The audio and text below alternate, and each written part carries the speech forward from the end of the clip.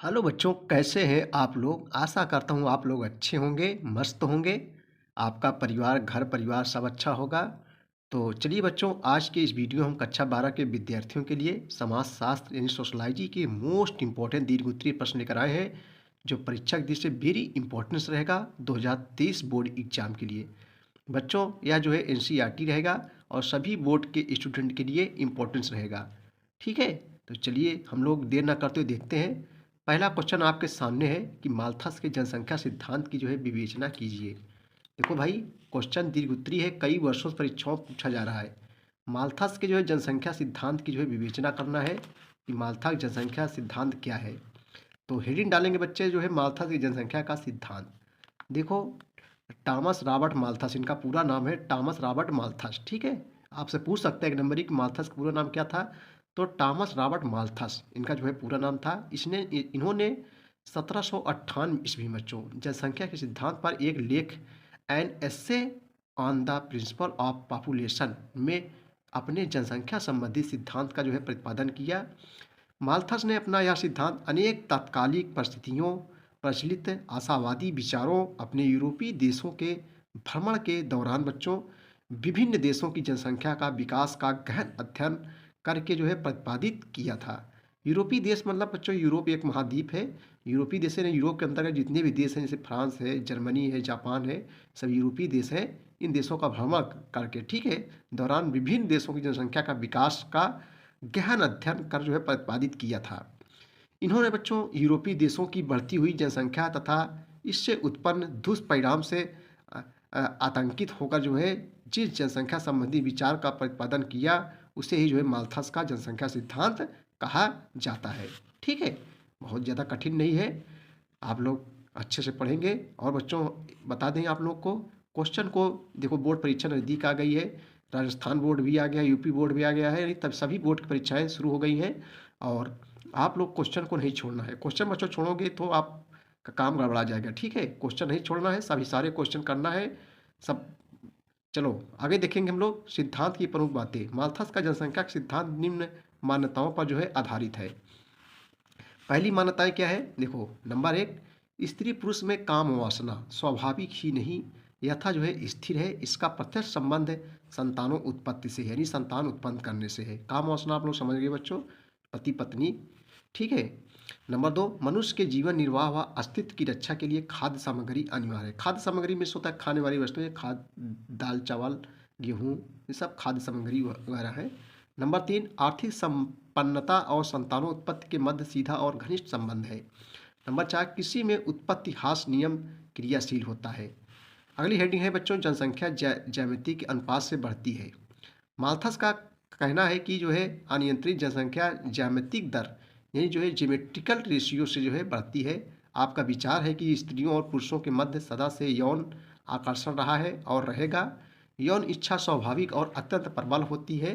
फलता जो है संतान उत्पत्ति भी स्वाभाविक परिणाम है। यदि जनसंख्या को बच्चों नियंत्रित नहीं किया गया तो वह प्रत्येक जो है 25 वर्षों में जो है दुगनी हो जाएगी। जैसा कि उन्होंने स्वयं लिखा है, अगर जनसंख्या को रोका ना गया तो स्वयं द्वारा जो है जनसंख्या प्रत्येक 25 वर्ष में दुगने हो जाने की प्रवृत्ति रखती है।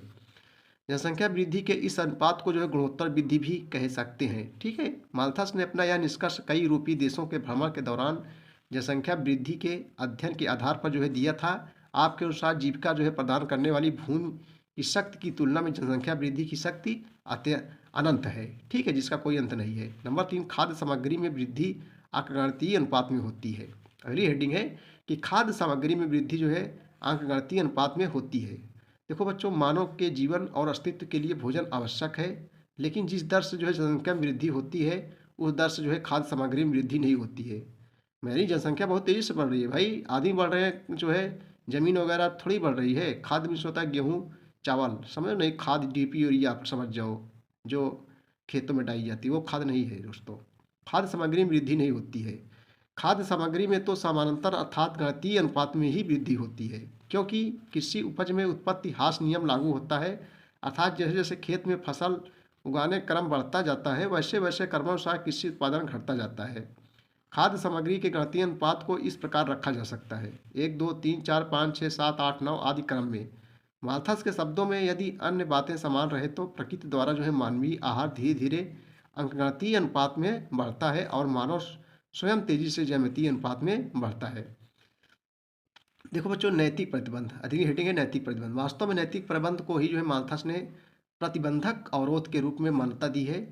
इनमें वे सब प्रतिबंध उपाय उपाय सम्मिलित हैं जो मनुष्य अपने विवेक से जन्म दर को बढ़ाने के लिए करता है, जैसे संयम, ब्रह्मचर्य व विलंब विवाह आदि। माल्थस ने केवल जो है नैतिक प्रतिबंधों को ही नहीं उचित माना है तथा उन्हें ही अपनाकर जन्म दर पर नियंत्रण रखने की जो है सलाह दी है। उसके अनुसार नैतिक प्रतिबंध ब्रह्मचर्य ही एक ऐसा तरीका जिससे मानव जाति प्राकृतिक अवरोधों की मार कष्ट से बच सकती है।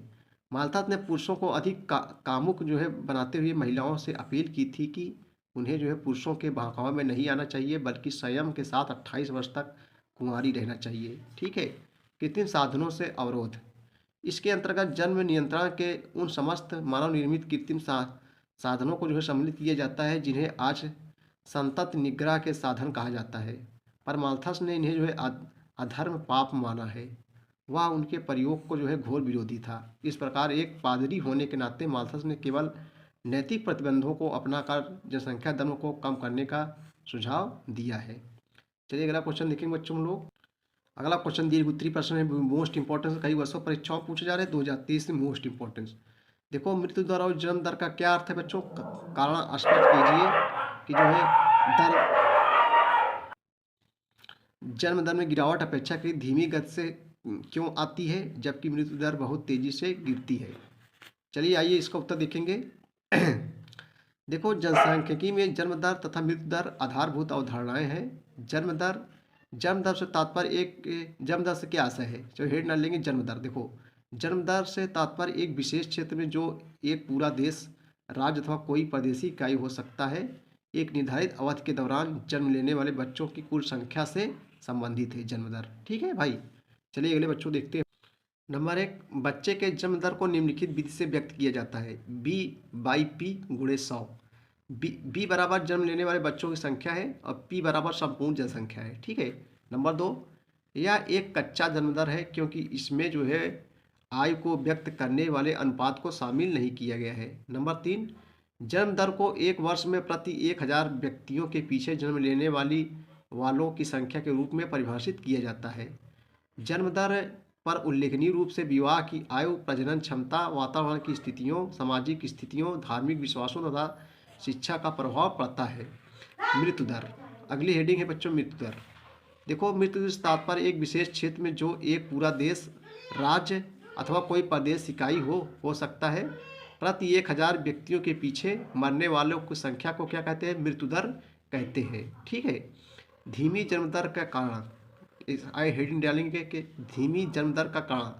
देखो, जन्म दर सापेक्ष रूप से धीमी होती है जबकि मृत्यु दर को तेजी से कम किया जा सकता है। इसके निम्नलिखित कारण है। निम्नलिखित कारण, नंबर 1 बच्चों, सार्वजनिक स्वास्थ्य के विभिन्न उपाय तथा चिकित्सीय प्रगति मृत्यु दर को तत्काल नियंत्रित कर सकती है। हर कोई अच्छा स्वास्थ्य तथा दीर्घ जीवन जीना चाहता है। जीवन से लगाव होने के कारण प्रत्येक व्यक्ति उच्च श्रेणी की जो है बेहतर चिकित्सा तथा तकनीकी सेवाओं का जो है सहारा लेता है। जन्म दर का संबंध चूंकि लोगों की मनोवृत्ति, विश्वास तथा मूल्य से है, इसलिए यह उच्च बना रहता है। जन्म दर का संबंध धार्मिक विश्वास से भी है तथा कुल मिलाकर यह एक सामाजिक सांस्कृतिक परिघटना है जिसमें जो है काफ़ी धीमी गति से जो है क्या होता है? परिवर्तन होता है। ठीक है बच्चों, तो ये थे मोस्ट इम्पॉर्टेंट दीर्घ उत्तरीय प्रश्न 2023 बोर्ड एग्जाम के लिए।